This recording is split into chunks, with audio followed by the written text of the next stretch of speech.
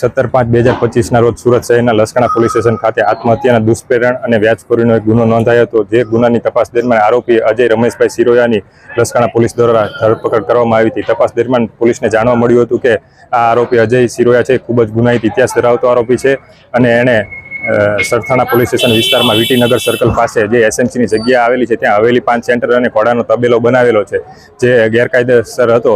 જે અનુસંધાને લસકાણા અને સરથાણા પોલીસ દ્વારા જરૂરી એસએમસી સાથે સંકલન કરીને આજરોજ આ ગલ્લાના ડિમોલિશનની કાર્યવાહી હાથ ધરવામાં આવી છે.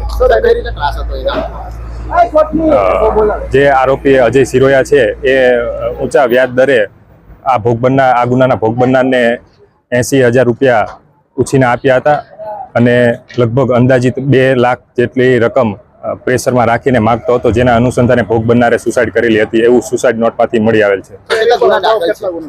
આ આરોપી વિરુદ્ધ સરથાણા પોલીસ સ્ટેશનમાં 2 ગુના નોંધાઈ ચૂક્યા છે, તેમજ કાપોદ્રા પોલીસ સ્ટેશનમાં IPC 307 અને મારામારીના ગુના નોંધાઈ ચૂક્યા છે અને આ આરોપી વિરુદ્ધ પાસા અને તડીપારની પણ કાર્યવાહી થઈ ચૂકી છે.